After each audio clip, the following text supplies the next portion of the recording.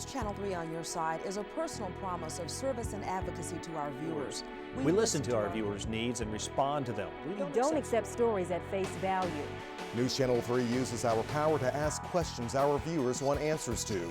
We serve as advocates for the people of Memphis by seeking fair treatment, balance, and responsibility in our stories and in our community. By fulfilling our promise, we make Memphis a better place to live. Sometimes being on your side means asking the tough questions. What kind of father takes sexual pictures of his daughter? Now you know that's not a real drive-out tag, right? The questions you want answers to. Then taking other people's parking spaces, people that need these parking spaces. Whatever it takes to get to the bottom of a story. I'm asking you. Get out of my face. You got a responsibility here to talk to me about this. On your side. It's a commitment we make every day. You face 19 federal criminal counts. How do you answer these charges? In Memphis, there's just one station that goes the extra mile. News Channel 3 is on your side.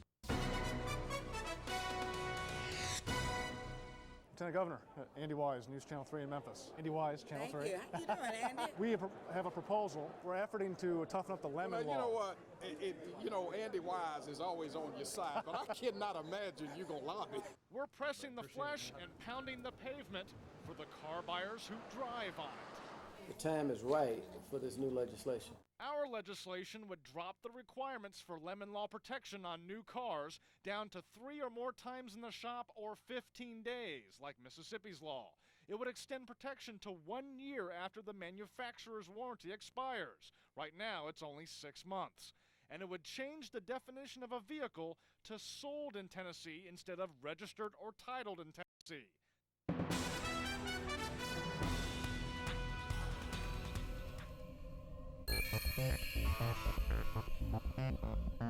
"51-year-old Clarence Moore is driving us mad this week after Metro DUI police arrest him on his 5th DUI charge.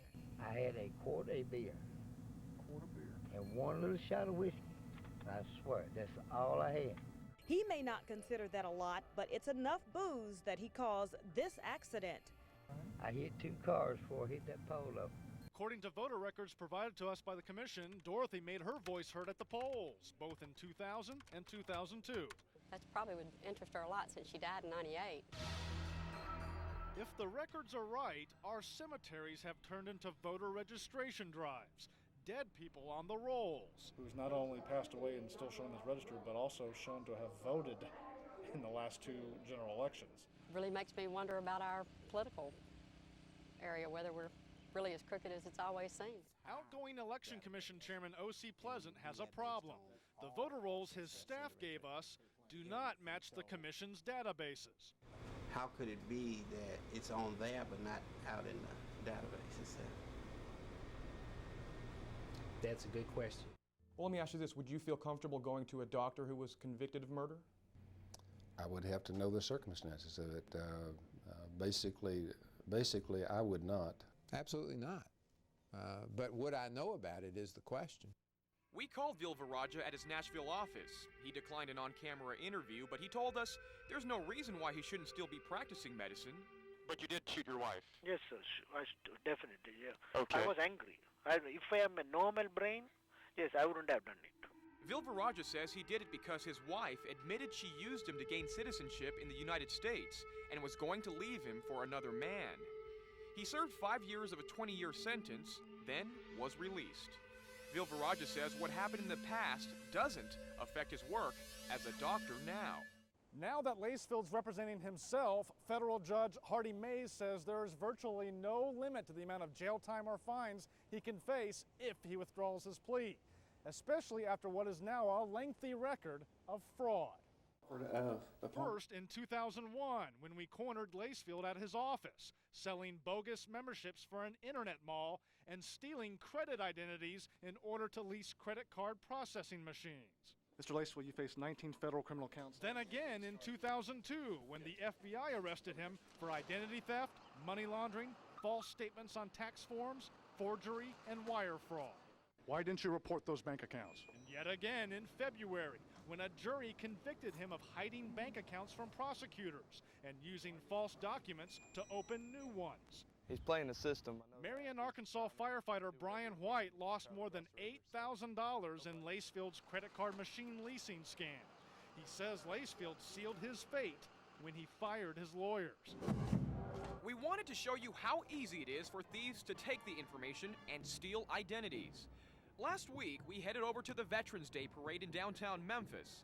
I began mingling in the crowd. All I needed was to find a veteran and a name.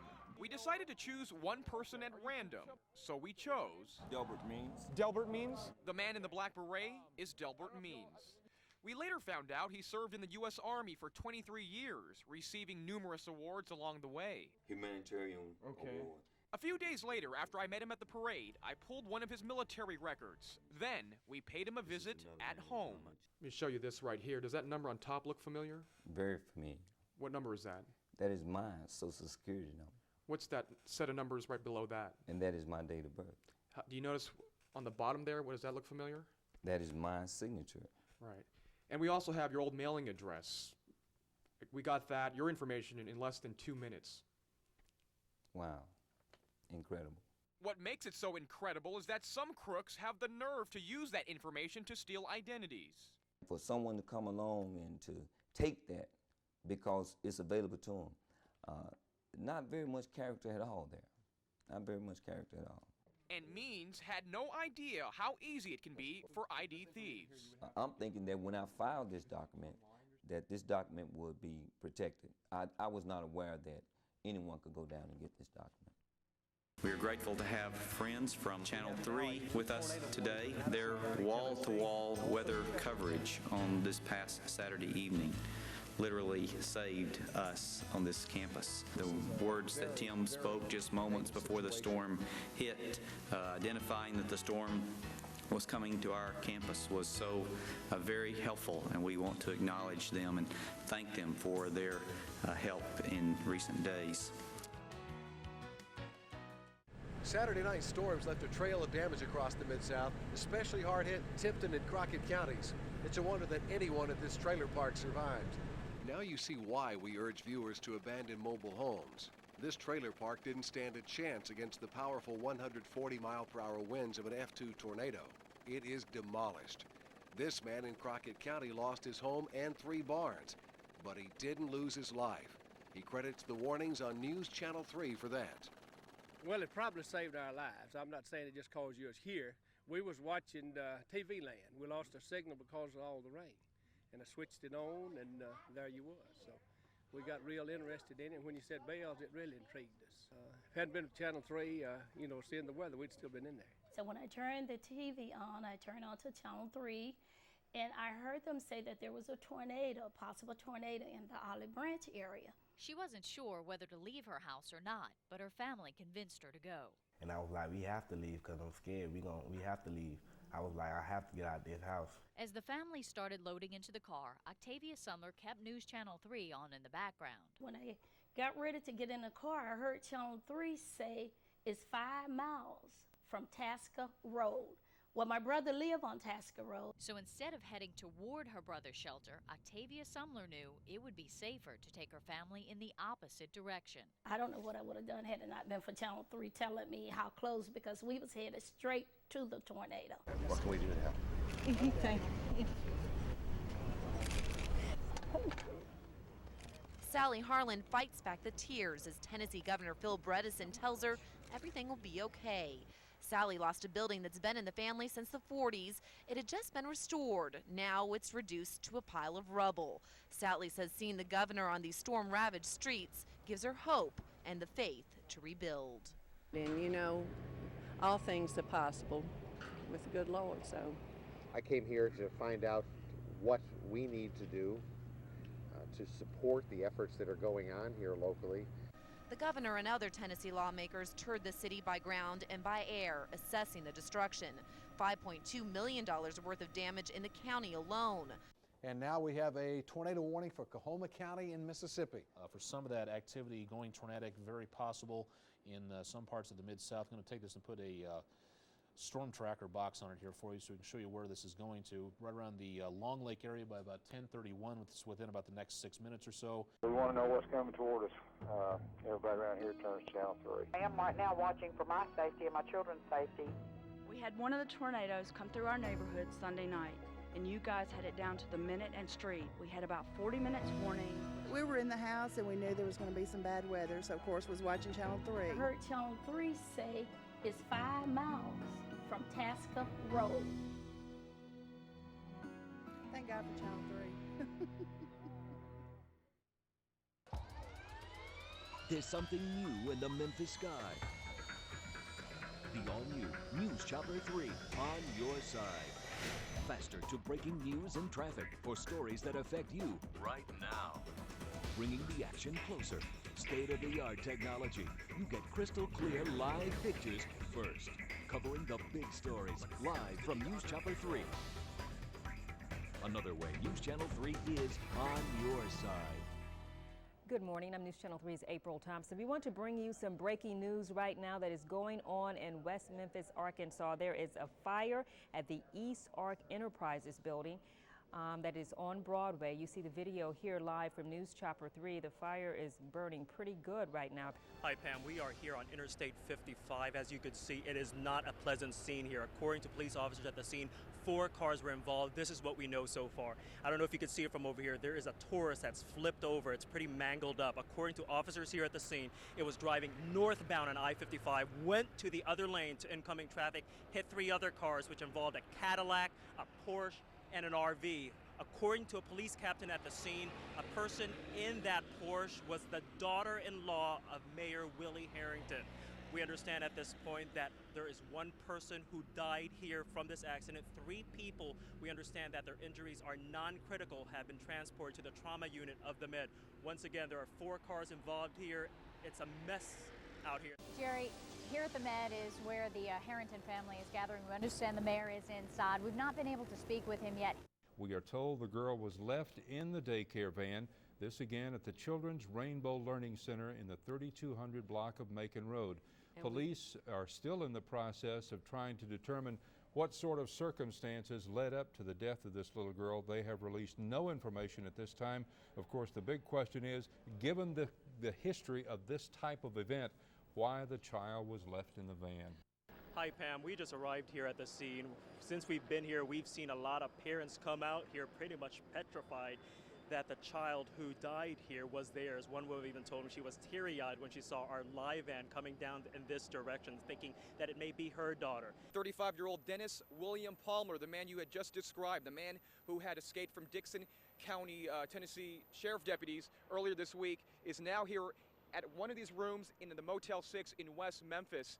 In fact, you may recall that he had overpowered 2 people in Dixon County. He had stolen their red Ford F-150. In fact, that's the truck right there, the red truck you see back there in the parking lot. That is the truck that apparently the Palmer had taken from these 2 individuals in Dixon County. And as far as we know, that's what tipped off West Memphis police officers as well as Crittenden County sheriff deputies here in West Memphis. Now, I don't know if you can see from here, but up on the second tier, the second level of the Motel 6, that is where the sheriff deputies as well as police officers, SWAT team officers are concentrating their efforts right now. They don't want to give us the exact room for safety reasons. We see him, his mother's getting him out the car, and there he is. There is 3-year-old little Justin Sides in the arms of his mother. She has waited all night long for this to happen, and I tell you, everybody here is just jubilant, and no one more jubilant than his mom and his dad that you see there hugging him. And he looks to be in good condition. It is a moment that they have waited for all night long. In just 4 days, the pandas at the Memphis Zoo will get to see their first visitors. Friday, many of you will get to see Yaya and Lala when they make their American debut. So what is it about the pandas that captures the imagination of people all around the world?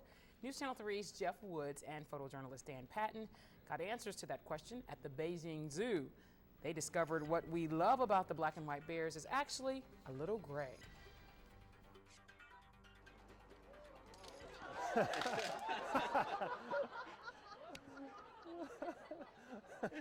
Like, now you know why they're so popular. This is just, everything they do is just cute. Oh, there's no doubt that pandas are cute, but there has to be more to their popularity than that.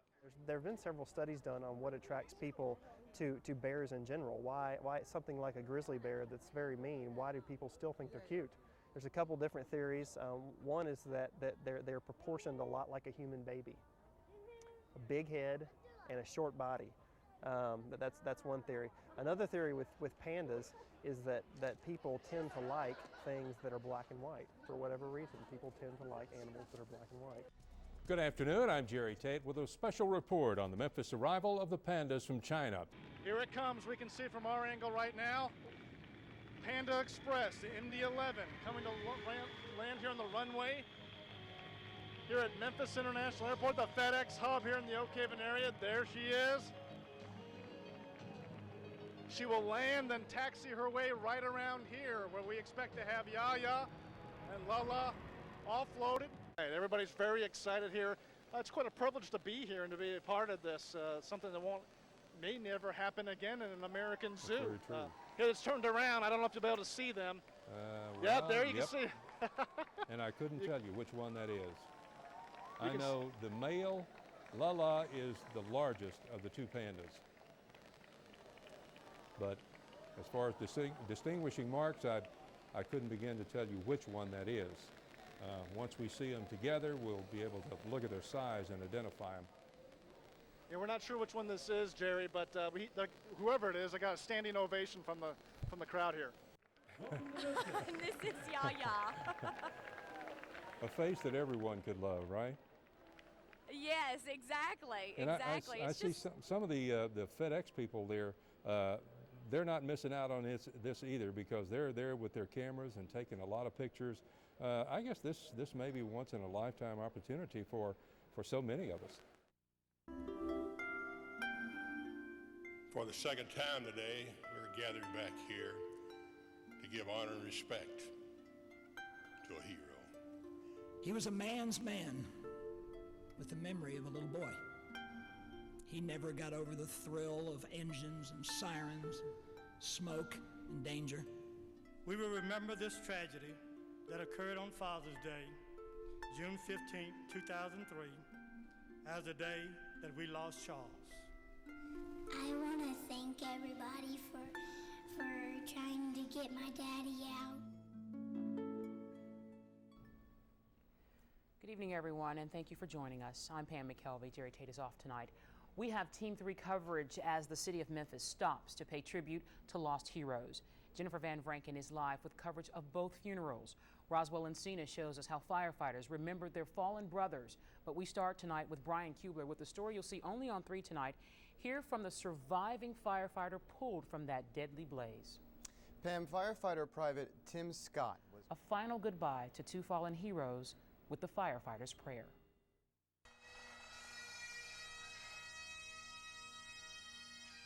When I am called to duty, God, wherever flames may rage, give me strength to save a life, whatever be its age.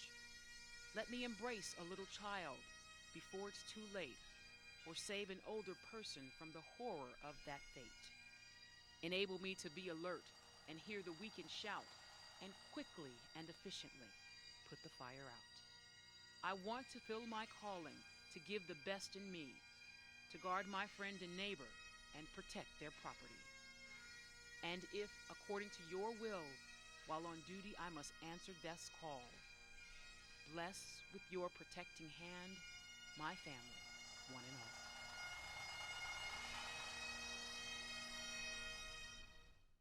We are here in Nacogdoches, Texas, where the focus is now one of federal involvement. There are officials here with EPA as well as NASA officials who are starting to actually collect and recover much of the debris that's scattered throughout Nacogdoches and the surrounding area.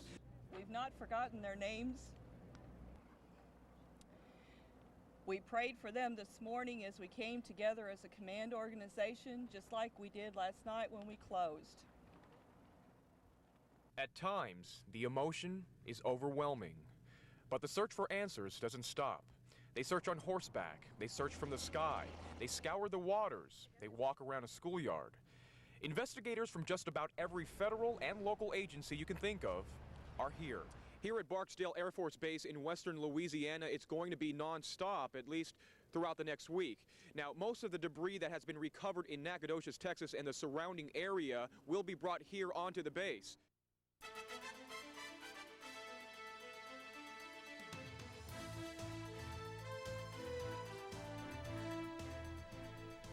Good afternoon, I'm Jerry Tate. Welcome to today's debate. For the next hour, the two major party candidates for governor of the state of Tennessee will share their thoughts on how best to lead the state over the next 4 years.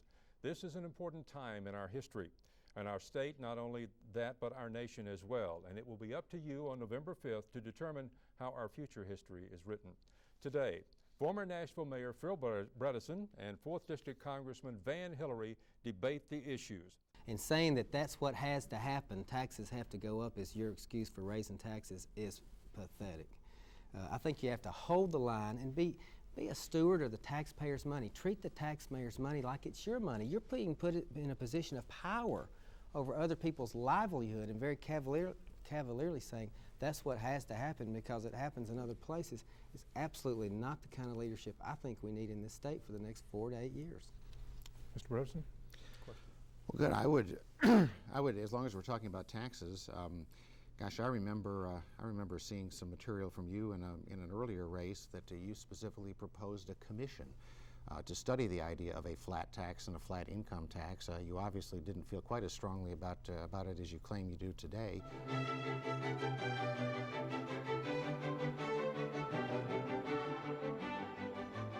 Good evening and welcome everyone to the grand celebration for the opening of the Cannon Performing Arts Center, the new home for the Memphis Symphony in downtown Memphis. I'm Pam McKelvey. And I'm Jerry Tate. This is certainly the new crown jewel in downtown's tiara, if you will.